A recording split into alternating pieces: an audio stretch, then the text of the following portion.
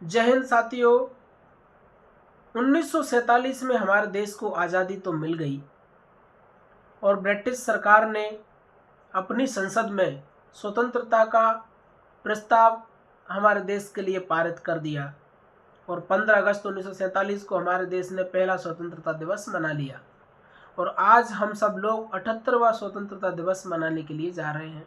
और हर साल हमारे देश में स्वतंत्रता दिवस हो या गणतंत्र दिवस, हर साल बड़े धूमधाम से हमारा देश मनाता है। विदेशी लोगों ने हमारे देश पर 200 साल तक लगभग शासन किया। उन विदेशियों से हमारे देश की लगभग आधी से ज़्यादा जनता को आज़ादी मिल चुकी है, लेकिन आधे से कुछ कम यानी कि करोड़ों में उनकी संख्या है जो जाति से कमज़ोर, आर्थिक स्थिति से कमज़ोर उन लोगों को आज़ादी अभी सच में जो सच्ची आज़ादी है और जो मिलना चाहिए वो हमारे देश में आज भी नहीं है। विदेशियों से आज़ादी मिल गई, लेकिन स्वदेशियों से आज़ादी अभी तक नहीं मिली। जाति के नाम पर हो या गरीबी के नाम पर। गरीबी के नाम पर तो दरअसल नहीं होता जाति के नाम पर ही है, लेकिन वो जो शोषण होता है वो कमज़ोर होने की वजह से होता है। पहली बात तो जाति, दूसरी बात कमज़ोर। अगर वो व्यक्ति कमज़ोर नहीं होता तो जाति होती, लेकिन उसके ऊपर शोषण नहीं होता। और जाति होती है जब शोषण होता है तो फिर वो व्यक्ति मजबूत क्यों ना हो, चाहे भले ही कितना भी ऊंचे पद पर हो या कितना भी शक्तिशाली हो, कितना भी मजबूत हो, लेकिन अपमान अगर जाति के नाम पर जो झेलना पड़ता है उसको कोई भी नकार नहीं सकता हमारे देश के अंदर। और मैं हाल ही में आप लोगों ने देखा होगा कि किसी भी व्यक्ति को गोली मार दी जाती है और उसकी कोई भी परवाह नहीं की जाती। इतना डर सामने वाले को बिल्कुल भी नहीं होता। क्यों नहीं होता? इसकी वजह से नहीं होता क्योंकि सिर्फ सबसे पहले उसके सामने जाति आ जाती है। किसी के भी घर को जला दिया जाता है और बिल्कुल भी दहशत नहीं होती कि हम लोग क्या कर रहे हैं, क्योंकि उसके सामने जाति आ जाती है। किसी की भी माँ बहन की इज्जत लूट ली जाती है, बलात्कार कर दिए जाते हैं, घरों को जला दिया जाता है, मवेशियों को जला दिया जाता है, मारा जाता है, पीटा जाता है, उनको थूक चटवाया जाता है, उनके सर पे मूता जाता है, बुरी तरीके से हैवानियत की जाती है, इज्जत को तार तार किया जाता है। ये सब जो होता है वो सिर्फ जाति के नाम पर होता है, न कि किसी और के नाम पर। इसलिए मैं कह रहा हूं कि हमारे देश को विदेशियों से तो आज़ादी मिल गई, लेकिन स्वदेशियों से आज़ादी कुछ लोगों को अभी तक नहीं मिली है। इस बात के बाद मैं अभी सब अपने पॉइंट को उस तरफ लेके जाऊंगा और आप सब लोगों का ध्यान आकर्षित करना चाहूंगा।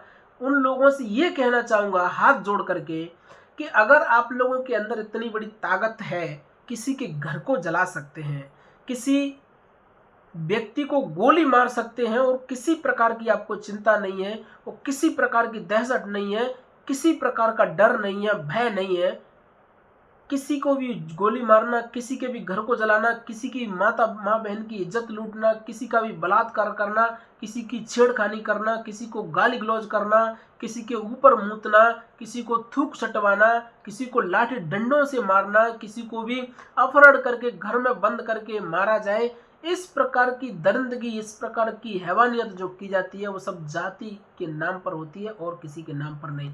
जब उनके अंदर इतनी बड़ी ताकत है गोली मारने की, घर को जलाने की, इज्जत लूटने की, तो क्या आज तक किसी ने सुना है कि उनकी बराबरी के किसी व्यक्ति के साथ इस प्रकार का कृत्य हुआ है? अगर कोई ये कहे कि आपने जाति के नाम पर यह बात कैसे बोल दी, तो मैं सिर्फ यही बात पूछना चाहूंगा उस व्यक्ति से जो मेरे से सवाल करेगा कि आपने जाति धर्म की बात करी, तो क्या वो ये बता दे जिस व्यक्ति ने इस प्रकार का कृत्य किया उसने अपने बराबरी के किसी व्यक्ति के साथ, अपनी बराबरी के जाति के व्यक्ति के साथ, अपनी बराबरी के माता बहना के किसी के साथ में इस प्रकार का कृत्य किया है? वो व्यक्ति इसका सबूत देने की कोशिश करें। और अगर उनके अंदर इतनी ताकत, मैं एक उदाहरण देना चाहूँगा, जैसे कि दंगल में पहलवान लड़ता है, तो जो पहलवान होता है वो अपनी बराबरी के पहलवान को ढूंढता है। अगर वो कोई पहलवान अगर ये चाहे कि मैं अपने कमजोर से जाकर के लड़ लूं, या वो ये चाहे कि मैं अपने से दूने व्यक्ति से जाकर के लड़ लूं, लड़ सकता है क्या? नहीं लड़ सकता। कोशिश करेगा जो उससे कमजोर होगा उससे लड़ने की, कि इसको मैं पटक लूंगा या उसकी बराबरी होगा उससे।